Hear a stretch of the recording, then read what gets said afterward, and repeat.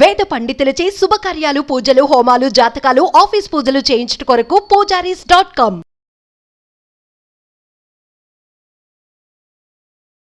నమస్కారం, నేను మీ జాహ్నవి. మనతో ఉన్నారు ప్రముఖ జ్యోతిష్య వాస్తు పండితులు, ప్రముఖ ఆధ్యాత్మికవేత్త, జ్యోతిష్య వాస్తు శిక్షణ నిపుణులు, లలిత ఉపాసకులు బ్రహ్మశ్రీ నానాజీ పట్నాయక్ గురువు గారు.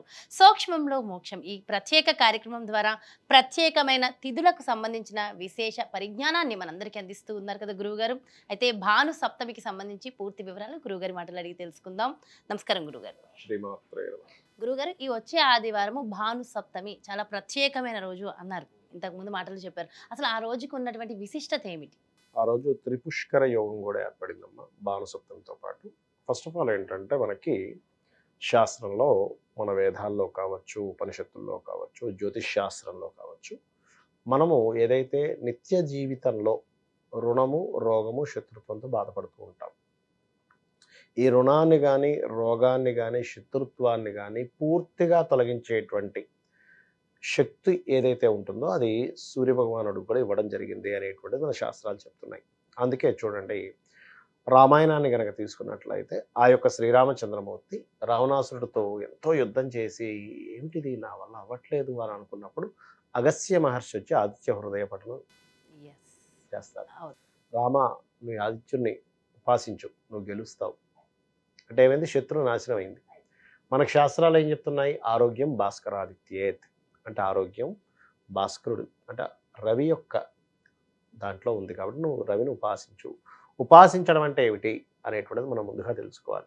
మనం ఏమనుకుంటున్నాం, నేను అన్నీ కరెక్ట్గానే చేస్తున్నాను కానీ నాకెందుకు అప్పులు అవుతున్నాయి, నాకెందుకు అనారోగ్యం వస్తుంది, నేను ఎవరికి ద్రోహం చేయట్లేదు కదా అనుకుంటాం. కానీ మన శాస్త్రాలు చెప్తుంది ఏమిటంటే సూర్యోదయానికి ముందు కనుక నువ్వు నిద్ర లేవకపోతే అది కూడా ఒక పాపమే అని చెప్తుంది.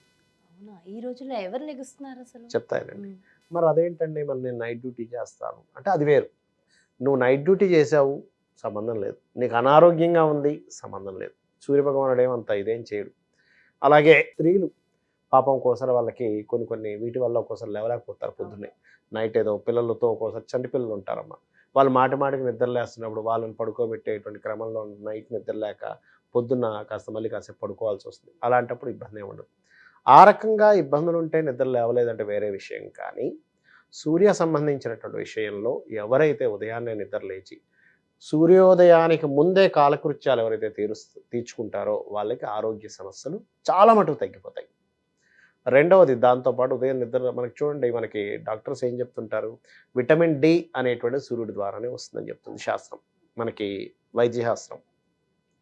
కానీ జ్యోతిశాస్త్రం కానీ, ఉపనిషత్తులు కానీ ఇవన్నీ ఏం చెప్తున్నాయంటే, నేను స్వయంగా కూడా అనుభవం పొందినటువంటిది ఏమిటంటే సూర్య భగవానుడు ప్రతి ఒక్కరితో మాట్లాడతాడు. ఆయన ఖచ్చితంగా మాట్లాడతాడు.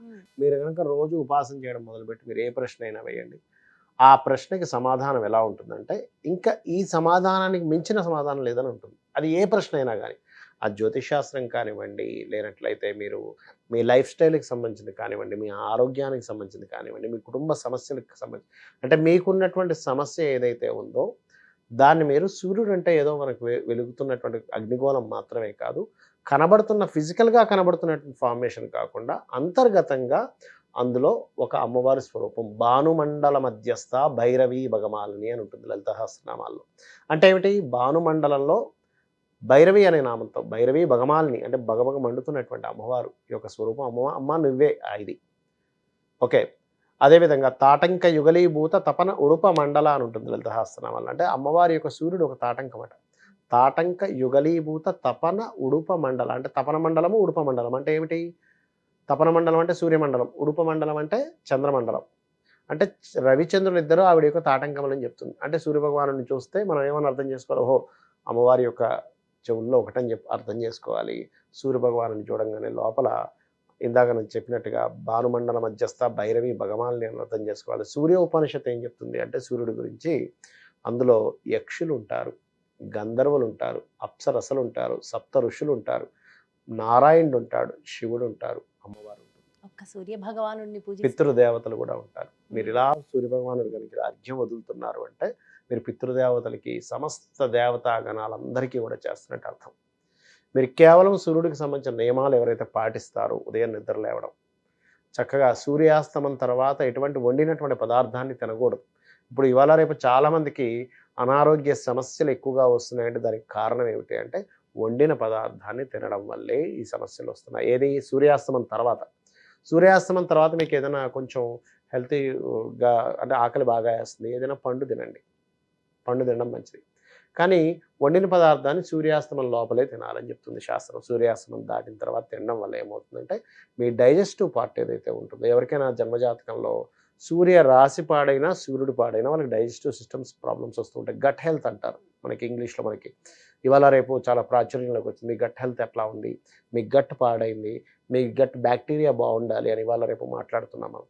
ఇదంతా మన పురాతనమైన మహర్షులు అందరూ ఎప్పుడో చెప్పారు. అయ్యా నువ్వు నీ ఫుడ్ వల్లే నీ యొక్క ఆరోగ్యం ఉంది అనేటువంటిది. ఆ రకంగా ఏంటంటే సూర్యుడిని ఎవరైతే ఉపాసిస్తారో మొట్టమొదటిగా శాస్త్రం చెప్తున్నటువంటిది మీకు పూర్వజన్మ కర్మను తొలగించేటువంటి శక్తి దానికి ఉంటుంది. శత్రువుని జయించే శక్తి దానికి ఉంటుంది. అప్పులు పాలవుతూ ఉంటాం.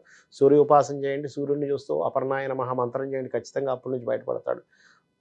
ఆరోగ్యం నుంచి బయటపడాలంటే ఓం సర్వవ్యాధి ప్రశమని సర్వమృత్యు నివారిణి అగ్రగణ్య అచింత్య రూప కలికల్మషనాశిని నమః అని చెప్పి చేయండి. అయితే నేను మీకు ఇక్కడ ఇవాళ నేను మీకు చెప్పబోయేటువంటి మంత్రానికి ఒక భావన చేస్తూ ఉండండి అని చెప్తా. ఏంటంటే ఉదాహరణకి మీకు అప్పు క్లియర్ అవ్వాలి. సూర్య భగవానుని చూస్తూ ఓం అపర్ణాయే నమః అని అనుకుంటూ మీరు నేను ఈ అప్పు తీర్చడానికి నాకు అమ్మవారి శక్తిని ఇస్తుంది, నేను అమ్మవారి శక్తి ద్వారా నేను కష్టపడి అప్పు తీర్చగలను అని అనుకోండి. మంత్రం అనుకోండి, వెంటనే ఆ మాట అనుకోండి. మంత్రం అనుకోండి, ఆ మాట అనుకోండి. ఎందుకంటే మనం ఎవరమో కాదు, కాంబినేషన్ ఆఫ్ సెల్స్. ఈ బ్రహ్మాండం ఎవరైతే ఉందో పిండాండంగా మనం ఉన్నాం. సెల్లో ఏదైతే ఇన్ఫర్మేషన్ పూర్తిగా ఉందో మొత్తం విశ్వంలో ఆ ఇన్ఫర్మేషన్ ఉంది. మీరు ఏదైతే భావన చేస్తూ ఇప్పుడు ఆరోగ్య సంబంధించిన సూర్యుడిని చూస్తూ ఓం సర్వవ్యాధి ప్రశమని సర్వమృత్యు నివారిణి అగ్రగణ్య చింత్య రూప కలికల్మషనాశిని నమః చేస్తూ ఉంటే ఏమవుతుందంటే అని అనుకోని వెంటనే నాకు ఆ సూర్య భగవానుడు ఆరోగ్యాన్ని ప్రసాదిస్తాడు, అమ్మవారు ఆరోగ్యాన్ని ప్రసాదిస్తుంది, అమ్మవారి అనుగ్రహంతో నేను ఆరోగ్యంగా ఉంటాను అని అనుకోండి ఒకసారి. మళ్ళీ సర్వవ్యాధి ప్రశమని నేను అమ్మవారి అనుగ్రహంతో ఆరోగ్యంగా ఉంటాను అంటే ఏమిటంటే మీరు ఏదైతే భావన చేస్తూ ఉంటారో అది ఖచ్చితంగా సక్సెస్ అవుతుంది. ఆ రకంగా మీరు కనుక చేస్తూ ఈ సూర్యుడి యొక్క భాను సప్తమి రోజు ఉదయం పొద్దున్న నిద్రలేచిన వెంటనే చక్కగా మీరు కాలకృత్యాలు తీర్చుకొని మీ నిత్య దైనందిన జీవితంలో ఏదైతే చేసుకుంటారో అది కంప్లీట్ చేసుకున్న తర్వాత తదుపరి మీరు స్వామివారికి పాయసం నైవేద్యాన్ని పెట్టి సగ్గుజావుతో చేసిన పాయసాన్ని నైవేద్యంగా పెట్టి సూర్యుడికి సమర్పించి వీలైతే ఎవరికైనా సరే చాలామందికి తెలియని విషయం ఏంటంటే సండే వస్తుంది కదా నాన్ వెజిటేరియన్ తింటారు, సండేస్ తినకూడదు, బుధవారం తినండి ఒకవేళ మీకు అంతగా అలవాటు ఉంటాయి. ఇవాళ రేపు ఎలా ఉందంటే అమ్మ విటమిన్ B12 ఏదైతే ఉందో నాన్ వెజిటేరియన్లో వస్తుంది అంటారు డాక్టర్స్. ఇప్పుడు వెజ్లో కూడా దొరుకుతుంది, కానీ కొంతమందికి వెజ్లో దొరికింది సరిపోదు. అలాంటప్పుడు వారి ప్రాణం కాపాడుకోవడం కోసమని కొంత తినేవాళ్ళని నేను చూశాను. That is different case. But Sundays మాత్రం అవాయిడ్ చేయండి. ఇది సూర్యుడికి ఇచ్చేటువంటి దాంట్లో మనం ఆరోగ్యాన్ని పెంపొందించుకోవడానికి ప్రక్రియలో ఒకటి భాగం అవుతుంది.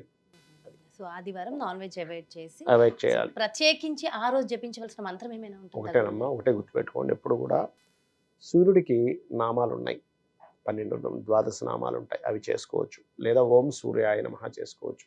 నేను ఇందాక చెప్పినట్టుగా సూర్యుడి లోపలే అమ్మవారిని తలుచుకుంటూ కూడా చేయొచ్చు.